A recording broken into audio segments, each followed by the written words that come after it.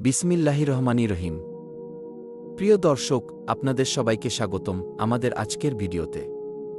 আজ আমরা আলোচনা করব এক অনন্য ও গুরুত্বপূর্ণ ঐতিহাসিক ঘটনা, হিলফুল ফুজুল। এটি ছিল এমন এক চুক্তি যা মক্কার কিছু নীতিবান ব্যক্তি করেছিলেন সমাজে ন্যায়বিচার প্রতিষ্ঠার জন্য। এবং সবচেয়ে গুরুত্বপূর্ণ বিষয় হল, আমাদের প্রিয় নবী মুহাম্মদ সাল্লাল্লাহু আলাইহি ওয়াসাল্লাম নিজেও এই চুক্তিতে অংশ নিয়েছিলেন। কিভাবে একদল সাহসী মানুষ অন্যায়ের বিরুদ্ধে রুখে দাঁড়িয়েছিল, কিভাবে এটি আজকের সমাজের জন্য একটি শিক্ষা হয়ে উঠতে পারে, এই গল্প জানার জন্য ভিডিওটি শেষ পর্যন্ত দেখুন। চলুন শুরু করা যাক। ইসলামের আগমনের আগে আরবের সমাজ ছিল নানা ধরনের অন্যায়, অবিচার ও বিশৃঙ্খলায় পূর্ণ। সেখানে সমাজের দুর্বল ও অসহায় মানুষরা প্রায়শই নিপীড়িত হতো, আর ধনী ও ক্ষমতাবানরা আইনের মধ্যে থাকত। এই পরিস্থিতিতে কিছু নীতিবান ব্যক্তি মক্কায় একত্রিত হয়ে হিলফুল ফুজুলকে নামে একটি ন্যায়বিচারের চুক্তি করেন। এই চুক্তির অন্যতম সদস্য ছিলেন নবী মুহাম্মদ সাল্লাল্লাহু আলাইহি ওয়াসাল্লাম, যিনি পরে নবুয়ত লাভের পরও এই চুক্তির প্রশংসা করেছেন এবং বলেছেন যে, আজ যদি আমাকে এমন চুক্তিতে আবার ডাকতে, তবে আমি অবশ্যই অংশগ্রহণ করতাম। মক্কা ছিল একটি বাণিজ্যিক কেন্দ্র। এখানে আরবের বিভিন্ন গোত্র ব্যবসা করত। কুরাইশ বংশের বিভিন্ন গোষ্ঠী মক্কায় প্রভাবশালী ছিল এবং তারা ধনী ও ক্ষমতাবান ছিল। সমাজে গোত্রকেন্দ্রিকতা প্রবল ছিল, যার ফলে এক গোত্রের কেউ অন্য গোত্রের কারো প্রতি অন্যায় করলে বিচার পাওয়া প্রায় অসম্ভব ছিল। দুর্বল, বিদেশি ও গরিব ব্যবসায়ীদের সাথে প্রায়শই প্রতারণা করা হতো। মক্কার সমাজে প্রচলিত কিছু অনিয়ম ছিল। শক্তিশালীরা দুর্বলদের সম্পদ কেড়ে নিত। সুদ ও প্রতারণা ছিল সাধারণ ঘটনা। বিদেশি ব্যবসায়ীরা প্রায়শই তাদের পণ্য বিক্রির পর পাওনা টাকা না পেতেন। গরিবরা ন্যায়বিচার থেকে বঞ্চিত হতো। নারীদের প্রতি অবিচার ও শিশুদের হত্যা করা হতো। এই পরিস্থিতিতে মক্কার কিছু বিবেকবান মানুষ অনুভব করলেন যে সমাজে ন্যায়বিচার প্রতিষ্ঠা করা দরকার। একবার জুবাইদ গোত্রের জাবির ইবনে আবদুল্লাহ নামে এক ব্যবসায়ী মক্কায় এসে মালামাল বিক্রি করেন। মক্কার এক প্রভাবশালী ব্যক্তি আস ইবনে ওয়াইল তার কাছ থেকে পণ্য কিনে নেয়, কিন্তু দাম পরিশোধ করতে অস্বীকার করে। যখন জাবির পাওনা টাকা চাইতে যায়, তখন আস ইবনে ওয়াইল অহংকার ভরে বলে, তোমার মতো দুর্বল ব্যক্তি আমাকে টাকা দিতে বাধ্য করতে পারবে না।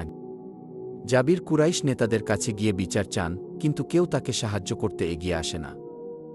অবশেষে হতাশ হয়ে তিনি কাবা শরীফের সামনে এসে জনসমক্ষে উচ্চস্বরে বলেন, হে কুরাইশ, তোমরা কি ন্যায়বিচারের জন্য দাঁড়াবে না? আমি অন্যায়ের শিকার হয়েছি। তার এই আহ্বানে কিছু বিবেকবান ব্যক্তি নড়ে ওঠেন এবং সিদ্ধান্ত নেন যে মক্কায় ন্যায়বিচার প্রতিষ্ঠার জন্য একটি আনুষ্ঠানিক চুক্তি করা দরকার। এই চুক্তিটি গঠিত হয় হাশিম, মুত্তালিব, জুহরা, তামিম এবং হারিস গোত্রের সম্মানিত ব্যক্তিদের দ্বারা। তারা একত্রিত হন আবদুল্লাহ ইবনে জুদান নামক এক ন্যায়পরায়ণ ও ধনবান ব্যক্তির বাড়িতে। এই চুক্তির সদস্যদের মধ্যে ছিলেন নবী মুহাম্মদ সাল্লাল্লাহু আলাইহি ওয়াসাল্লাম, তখন তার বয়স ২৫ বছর, জুবাইর ইবনে আব্দুল মুত্তালিব, আবু বকর সিদ্দিক রাদিয়াল্লাহু তাআলা আনহু এর পরিবার, কুরাইশের অন্যান্য ন্যায়পরায়ণ ব্যক্তিরা।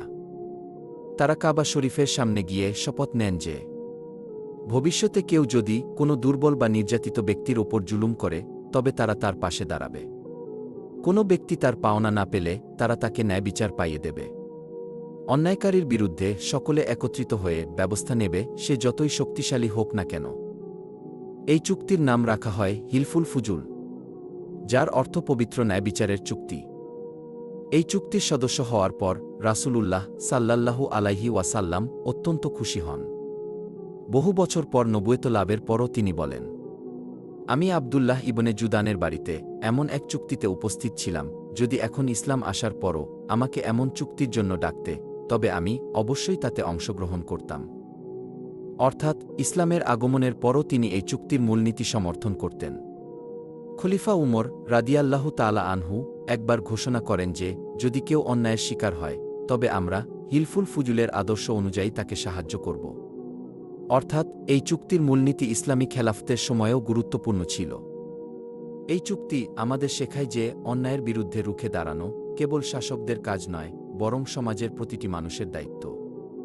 আমাদের প্রিয় নবী মুহাম্মদ সাল্লাল্লাহু আলাইহি ওয়াসাল্লাম এই মহৎ উদ্যোগের অংশ ছিলেন এবং নবুয়ত লাভের পরও তিনি এই চুক্তিকে সমর্থন করেছিলেন। আমরা কি আজ আমাদের সমাজে এই ন্যায় বিচারের আদর্শ অনুসরণ করছি? আমরা কি দুর্বল ও নিপীড়িতদের পাশে দাঁড়াচ্ছি?